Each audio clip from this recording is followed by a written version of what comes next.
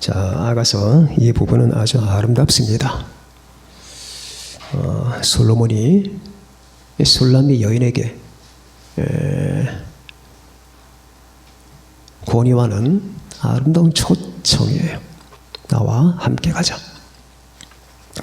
그래서 이 아가서를 읽을 때면 단순히 개인적 사랑, 솔로몬과 술람미의 개별적 사랑이라고 우리가 생각하기가 쉽습니다. 그런데 궁극적으로 이 시편은 솔로몬의 이 시는 예수 그리스도와 그의 신부와의 관계를 묘사한 것이고, 그리고 그 신부가 어떻게 될 것이냐까지를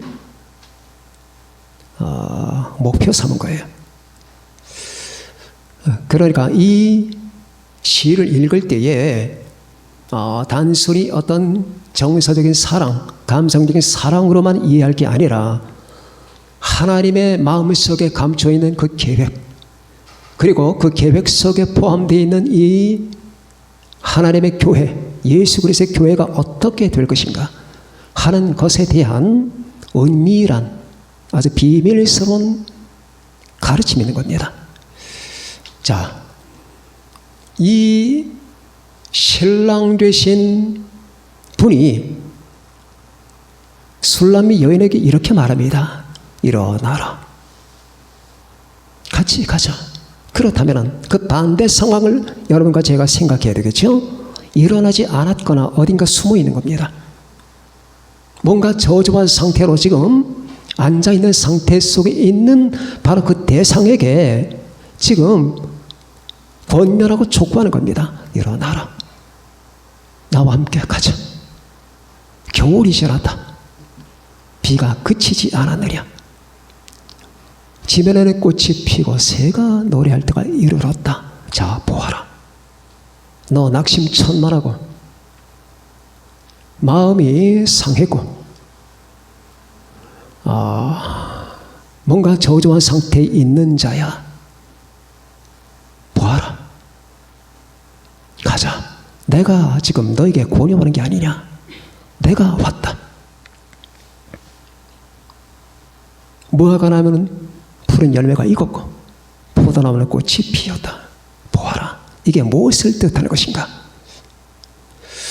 그러니까 이 시를 읽다 보면은 뭔가 깜짝 놀랄 만한 진리가 들어있어요.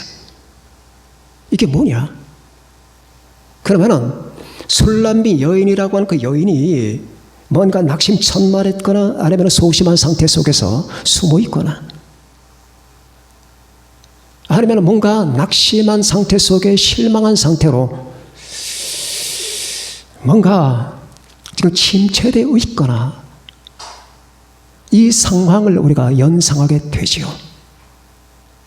그러나 조금 더 확장시켜서 그러면은 이 아가서라고 하는 게 예수 그리스도와 그의 몸된 교회와의 사랑을 노래한 시라면 분명 예수 그리스도가 우리 교회에게 주는 메시지가 있을 겁니다.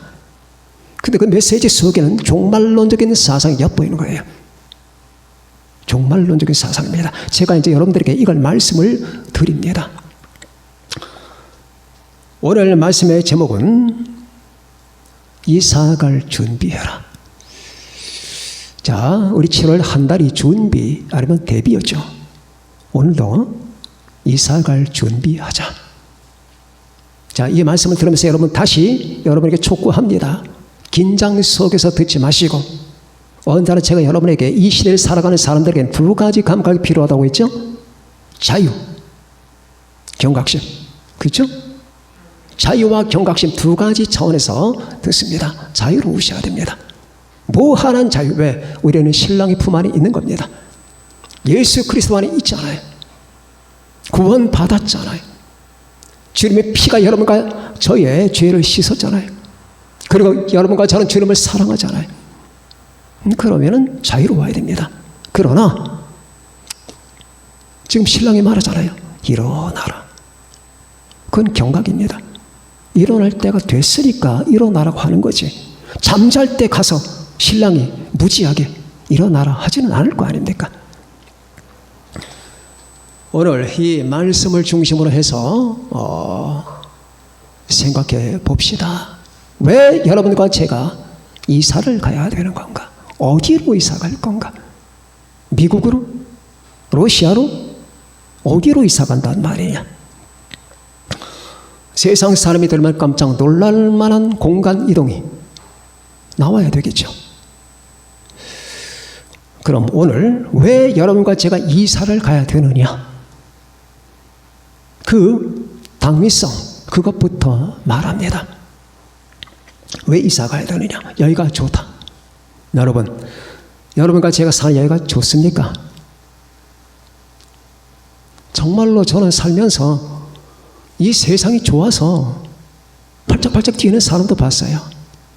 그렇게 좋대요. 이 세상이 그렇게 좋답니다. 자, 그러면은 이사 가자고 하는 말이 반갑지는 않겠죠. 좋아서 미칠 것 같은 이 현실 속에서 내가 어디로 이동한단 말이냐 그 말이죠. 가지 않겠다. 난 여기가 좋다. 그런 정서가 여러분과 제 안에 혹시 한 30%라도 있다면 저는 그렇게 생각합니다. 그분은 준비가 되지 않은 사람이다. 이사 갈 준비가 안 된 사람이다. 이사 갈 준비가 안 됐다면 이사 못 갑니다. 준비가 안 됐는데 차가 왔잖아요. 익스프레스 차가 오지 않았습니까? 근데 문 잠궈놓고 어디 갔어요? 그럼 이사 못 하는 거죠. 왜 이사를 가야 되느냐? 겨울이 지나고 있어요. 겨울도 지나고 비도 그쳤고 지난해에 꽃이 피고 새가 노래할 때가 이르렀는데 비둘기의 소리가 우리 땅에 들리는구나. 그리고 무화과나무가 익었어요. 포도나무가 꽃이 피었어요. 그러면 바로 여기에 종말론적인 어떤 의미가 있다고 하는 말이 바로 이겁니다. 겨울이 지났다. 그러면 봄철에 이사를 가야 된단 말이죠. 그럼 이 겨울은 무엇을 말하는 것이냐? 예수님께서 다시 오겠다고 말씀하시고 세상을 떠난 지가 지금 2000년 가까이 됐습니다. 그러면 주님이 우리를 속인 것인가? 아니면 예수님 자신도 몰랐을까? 예수님 자신도 자기가 언제 올지를 몰랐을까요? 이런 말이 있거든요. 이렇게 주장하는 분들이 있어요. 신학자도 그런 사람들이 있습니다. 예수와 바울은 자신이 언제 올지를 몰랐다. 그래 바울은 몰랐어요. 예수님 오실 때를. 예수님은 하나님이잖아요. 그분이 몰랐을까요? 그러니까 성경 보면은 내가 곧 다시 오겠다. 요한복음 14장에도 보면은 마음에 근심하지 말라. 얘들아, 왜 그렇게 걱정, 근심, 투성이냐? 근심하지 말라. 하나님을 믿는다면 나도 믿어라. 내 아버지 집에 거할 것이 많단다. 내가 너희를 위해서 거처를 예비하러 간다. 다 말이 안 하면 다시 오겠다. 그렇게 말한 지가 2000년이 지났단 말이에요. 그러면은 분명히 그렇게 말한 당사자도 자기가 언제 오는지를 몰랐기 때문에 그렇게 말한 게 아니냐. 그런 의심을 우리가 가질만 해요. 합니다. 이 문제부터 풀어야 됩니다. 정말 그랬을까? 그렇다면 눈을 한번 돌려보자. 마태복음 24장은 누가복음 위실장이 그 장조한 대예언을 세세하게 구체적으로 이 세상이 앞으로 어떻게 될 것까지를 말씀하신 그 분이 이걸 몰랐을까? 그게 가능하냐? 나사로를 죽은 자 가운데 살리시냐가 그걸 몰랐을까? 나와 아버지는 하나이다. 요한복음에 나오잖아요. 나와 아버지는 하나다. 그렇게 말씀하신 분이 자기가 올 때를 몰랐을까? 조금 더 들어가 봅시다. 예수님께서는 그 작은 묵시록 마태복음 24장에서 이런 말씀을 이상한 말을 했어요. 주인이 더디 오므로. 그리고 25장에서 신랑이 더디 오므로 다 졸며 잘세. 주님은 자기를 기다리는 사람들이 다 졸며 잘 걸 다 알았어요. 그리고 자기가 더디 온다는 사실도 알았어요. 그런 말을 하지 않았습니다. 그걸 말하면 큰일 나는 겁니다. 그러면 2000년 동안에 하나님께서 계획했던 모든 게 어그러질 수가 있어요. 그것만 기다리면서, 예를 들면 2000년 후에 올 줄 알았다고 합시다. 그럼 누가 깨어있는 삶을 살겠습니까? 주님을 기다리면서. 그렇지 않겠죠. 자, 주님은 아신 거예요. 왜? 만물의 주관자시니까. 그럼 여기서 겨울이 지났다. 그러면 내가 이렇게 말을 하고 나서 본인은 아셨겠죠. 수많은 시간이 지난 다음에 내가 온다. 그럼 왜 너희라고 했을까? 너희. 여러분, 제가 지난번에 말씀드렸죠. 우리 주님의 관점에서는 그리스도 안에 있는 모든 사람이 2000년 전에나 2000년 후나 다 너희예요. 너희. 2000년 전의 사람도 2000년 후의 사람도 그리스도 안에 있는 사람에게는 다 너희입니다. 너희. 주님은 집단적으로 말씀하신 거예요. 집단적으로. 다만 집단적으로 말한다. 이렇게 설명을 안 하는 것뿐입니다. 왜? 우리의 유익을 위해서입니다. 그러면 여기서 겨울은 뭔가? 2000년간 그리스도인들은 기다립니다. 그리고 시련을 겪게 됩니다.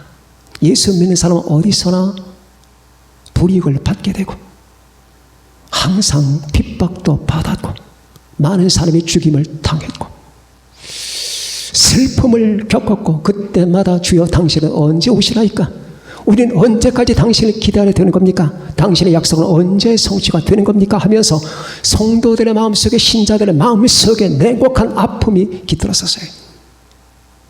그러면 2000년간의 기간은 겨울이에요. 겨울. 시를 보게 되면 빼앗긴 들에도 봄은 오는가 라는 시가 있죠. 빼앗긴 들에도 봄은 오는가. 일본의 강점기 밑에서 고통을 받던 내 백성들에게 드디어 이 잔혹한 겨울이 지나가고 해방의 봄이 올 것인가? 그 시입니다. 빼앗긴 들에도 봄은 오는가. 그러니까 이 민족이 겪는 시련기를 겨울로 봤던 겁니다. 겨울. 마찬가지예요.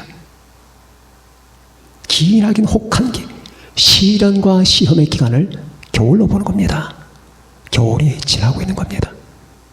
이제 2000년 동안의 교회의 역사는 종지부를 찍기 시작하는 거예요.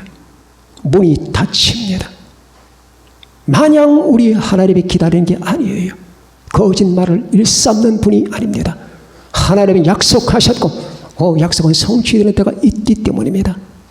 겨울이 지난다. 이제 교회 문은 닫힌다. 은혜 시대는 종말을 보게 될 것이다. 겨울도 지나고 비도 그쳤고, 여기서 비는 농사를 돕는 비가 아니에요. 팔레스타인에서는 2번 비가 오는데 우기가 있어요. 9월달하고 10월달, 그리고 3월달하고 4월달입니다. 성경에서 말하는 이른 비는 9월과 10월이에요. 늦은 비는 3월, 4월입니다. 그건 좋은 비죠. 그런데 이때 말하는 비는 칙칙한 비, 겨울과 더불어서 우리가 만난 슬픔을 말하는 거예요. 주적주적 내리는 비가 내 몸에 흘러 넘쳐서 나로 슬프고 비참게 만들고, 내가 주님을 기다리면서 핍박받고 환난을 받지만 내겐 위로가 없도다 라고 하는 이 같은 정서, 바로 이거예요. 겨울도 지나고 비도 그치고, 그러나 지면에 꽃이 피기 시작할 겁니다. 비둘기 소리가 들리잖아요. 성령님. 교회 시대는 성령 시대예요. 성령이 말씀합니다. 떠나가자. 그게 비둘기 소리입니다. 무화과 나무에는 푸른 열매가 익었어요. 이스라엘은 독립하고, 그리고 이스라엘을 향한 하나님의 모든 계획이 지금 완숙 단계에 들어가고 있습니다. 완숙 단계. 무화과 나무에는 푸른 열매가 익었고, 자, 마태복음에는 무화과 나무 잎사귀가 핀다고 있습니다. 이제는 잎사귀가 아니라 열매가 무르익어가는 거예요. 포도나무는 꽃을 피워 향기를 토하는구나. 포도도 역시 이스라엘을 의미하는 것이며 동시에 우리 기독교 은혜의 시대를 의미할 수도 있습니다. 이 모든 것들이 결국은 때가 됐다라고 하는 뜻이에요. 겨울도 지났기 때문입니다. 겨울이 지나가고 있는 거예요. 여러분들의 마음속에 경각심을 가져야 될 부분이 이겁니다. 주야 장차 모든 게 이때와 똑같겠거니. 그래서 베드로 전서에 말씀하신 대로, 베드로 후서에 말씀하신 대로 만물이 창조될 때나 지금이나 똑같다 라고 하는 이 진화론자들의 주장 속에 매몰되면 안 됩니다. 겨울이 지나고 있는 겁니다. 비가 그치는 겁니다. 지면에는 꽃이 피기 시작할 겁니다. 이 모든 상황을 예의주시하면서 기도하면서 믿음으로 바라보는 여러분과 제가 됩시다. 두 번째, 왜 여러분과 저는 이사를 가야 되느냐? 새벽별을 만나야 되기 때문에. 새벽별. 오늘 제가 여러분에게 제시하는 이 세 가지는 우리가 이사 갈 그 당위성과 필요성을 아주 정확하게 설명을 해줄 겁니다. 새벽별을 만난다. 요한복음, 요한계시록 2장에는 이기는 그에게는 내가 새벽별을 주리라 했죠. 기억나십니까? 새벽별을 주리라. 그럼 왜 새벽별인가? 왜 금성인가? 왜 달은 아니고 태양은 아니냐? 오리온은 왜 아니냐? 목성은 왜 아니냔 말이야. 내가 너에게 태양을 주리라. 달을 주리라. 내가 너에게 목성과 토성을 주리라. 그렇게 말씀하지 않고 왜 이 새벽별, 샛별을 주리라고 했을까요? 샛별은 언제 보이죠? 새벽에 보입니다. 밤이 지나고 새벽에 뜨는 거예요. 새벽 동편 하늘에 찬란하게 빛나는 그 금성, 그게 새벽별, 샛별입니다. 우리 주님께서 역사의 밤을 지나고 새벽에 오시거든요. 새벽에 오시는 주님을 만나야 되기 때문에 이사를 가야 되는 거예요. 자, 여러분과 제가 새별, 새벽별, 동편에 뜨는 별, 이 세상의 파란 만장했던 모든 역사가 끝나고, 역사가 끝나가는 말기에 주님께서 자신의 신부를 데리러 동편에 강림하실 때, 그 강림하시는 주님을 우리는 새벽별이라고 하는 겁니다. 이기는 그에게는 내가 새벽별을 주리라. 승리하라. 참아라. 모든 현실을 이기고 믿음으로 승리하라. 이기면 내가 너에게 새벽별을 주리라. 역사의 새벽에 나타나는 나를 내게 주리라. 즉 네가 나를 만나리라. 휴거의 영광이 참여하게 될 것이다. 그 말입니다. 새벽별을 만나야 되기 때문입니다. 여러분의 가슴 속에, 내 가슴 속에 주님에 대한 애정과 사랑이 얼마나 있는지 한번 점검해 봅시다. 옛날 우리 믿음의 선배들은 울었습니다. 뭐 때문에 울었을까요? 주님 사모하는 마음 때문에 울었어요. 미칠 것 같은 마음 때문에 울었어요. 그래서 구름만, 이상한 구름이 떠도 주님 오시나, 석양만 봐도 주님 오시나, 하늘의 기운이 조금 이상한 조짐을 보여도 주님 오시는 건가? 껄핏하면 그런 생각들을 했습니다. 그러면 뒤에 앉아서 저 사람들 봐라, 미친 사람들이다, 항상 주님만 바라본다, 그러는 사람들이 정상일까요? 아니면 우는 사람들이 정상일까요? 주님을 사모하지 않는 사람은 이해를 못해요. 왜? 아주 객관적 심정이거든. 객관적 심정, 점잖은 심정, 천천히 적당하게 합리적으로 우리 믿자. 우리 그냥 그럭저럭 그렇게 살아보자. 그래, 주님도 중요하지만 이것도 중요해. 이 중요한 걸 다 내버려두고 항상 주님만 생각하느냐? 그 사람이 정상적인 것 같습니까? 그 사람이 합리적인 사람 같습니까? 예수에게 미쳐버린 사람의 눈에는 그 사람들이 미친 사람이에요. 그러니까 진정한 그리스도인들은 미친 사람들이에요. 그게 진정한 그리스도인이에요. 아주 점잖은 척하면서, 이성적인 척하면서, 합리적인 것 척하면서, 굉장히 자기가 건설적인 신앙을 가지고 있는 것 같으면서 이렇게 저렇게 아주 객관적인 심령으로 한 번도 울질 않아. 가슴 쓰림도 없어. 통에 자복하는 마음도 없어. 그리고서 미치는 마음도 없어. 이 사람이 진정한 신앙일까요? 그 사람은 마음이 없는 사람입니다. 한번 이렇게 생각해 보세요. 여러분, 지극히 사랑하는 존재와 결혼 약속을 했습니다. 그러면 그 처녀가 어떻게 신랑을 생각을 안 하면서 살아갈 수가 있느냐? 아까 비웃는 사람에게는 예수님이 신랑이 아니에요. 그냥 종교 교주예요. 그러니 그 마음을 이해할 수가 있겠습니까? 춘향이가 이몽룡을 그리워하면서 목칼을 목에다 뒤집어 쓰면서도 사모하는 마음을 주체할 수 없었던 그 마음을 여러분 이해하시겠습니까? 이게 바로 2000년간 하나님께서 뜻하신 마음이거든요. 사모하라. 나를 사랑하라. 마음을 다하고 목숨을 다하고 뜻을 다하여 주 너희 하나님을 사랑하라.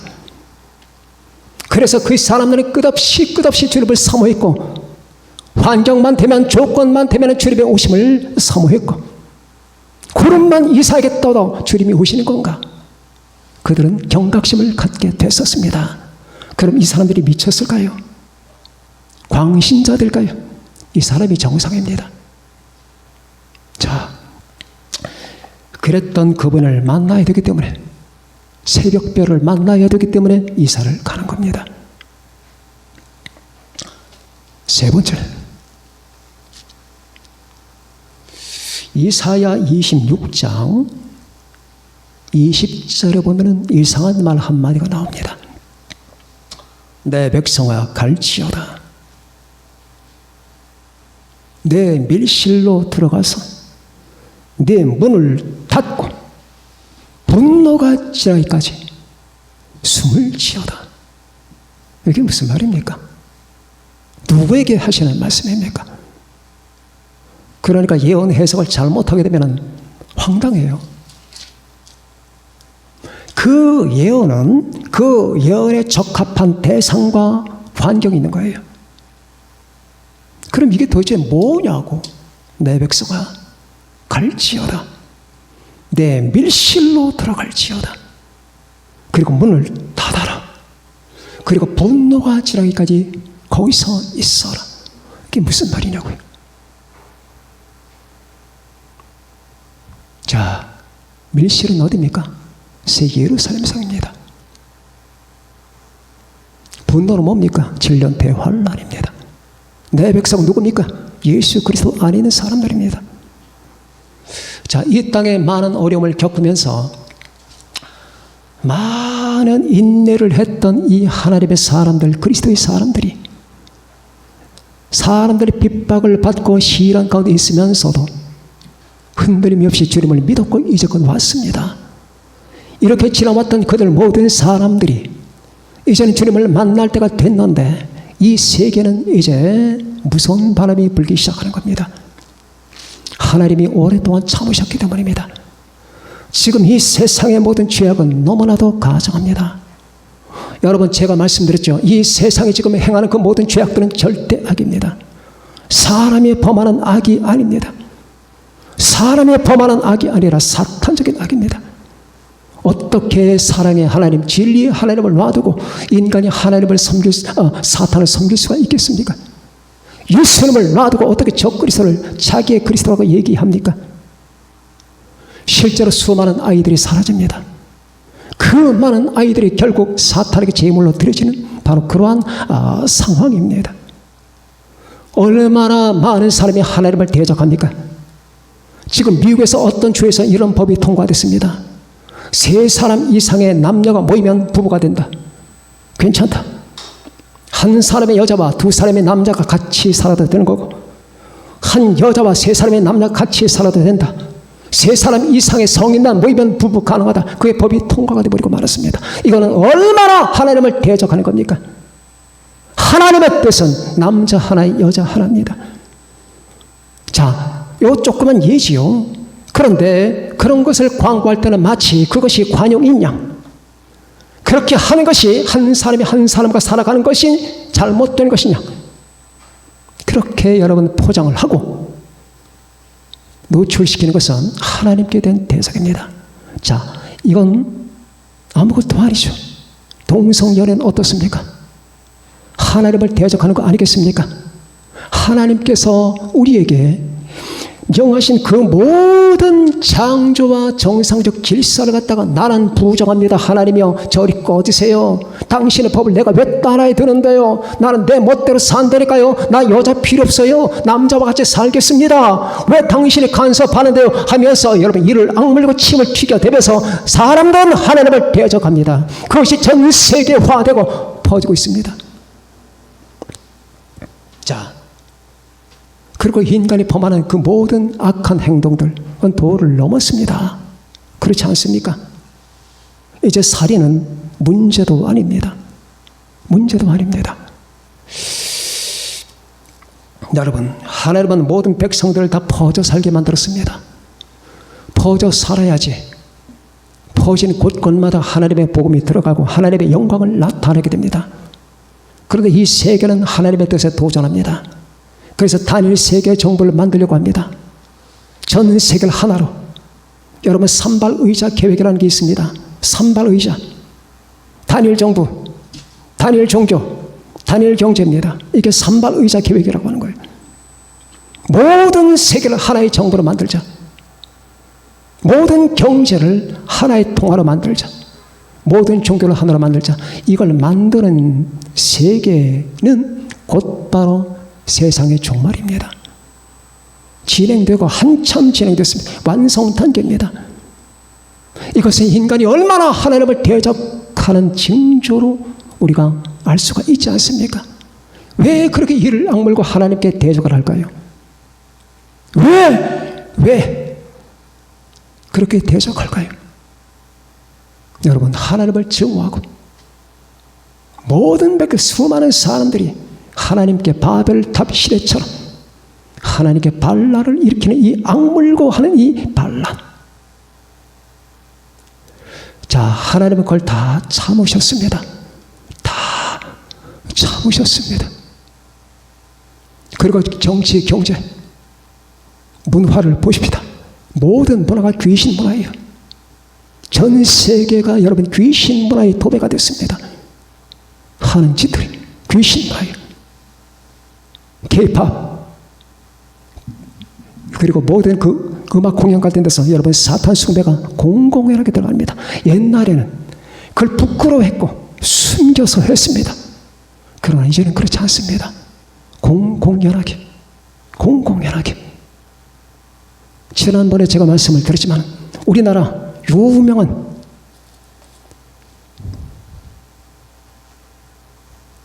여러분 무슨 소년단, 여러분 그 뮤직비디오를 보면은 그 아이가 사탄에게 입을 맞추는 장면이 나오죠. 사탄이 아니라고요. 영분별로 다 사탄이에요. 그렇게 해서 얻는 인기가 뭐가 대단합니까? 사탄이 걔를 어디로 끌고 가는 줄 아십니까? 지옥으로 지금 끌고 들어가고 있습니다. 걔네들 정신을 차리고 하나님, 비록 모든 걸 몰라도 일단 섬찟하잖아요. 그러면 안 되잖아요. 인기 조금 덜 얻어도 밥 먹고 살면 되지 않습니까? 어디 그 사람들 뿐이겠습니까? 이 세상에 얼마나 많은가. 여러분 가는 데마다 사탄 숭배 의식이 많아요. 표시도 많습니다. 여러분 피라미드를 보면 조심하세요. 피라미드는 사탄의 상징. 피라미드 맨 위에 눈 하나가 있죠. 그걸 전시안이라고 해요. 전시안. 모든 걸 바라보는 눈, 전시안. 1달러 지폐 안에 들어있죠. 그 사탄입니다. 사탄 숭배. 바포메트. 머리통 염소고 밑에는 사람이고 여자의 젖가슴을 가지고 남자의 성기를 가지고 있는 이 바포메트. 귀신이고 마귀입니다.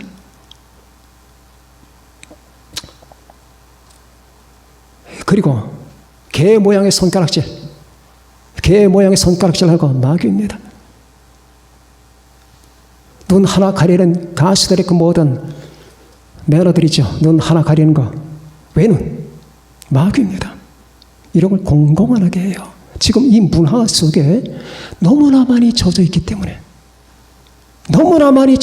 때문에 몰라요. 조심해야 됩니다.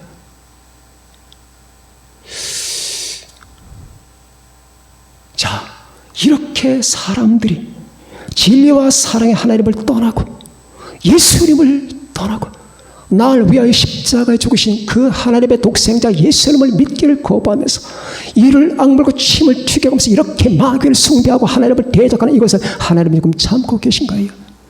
그러면서 하시는 말씀이 내 백성아 이젠 때가 됐다. 내 밀실로 들어가라. 그리고 문을 닫아라.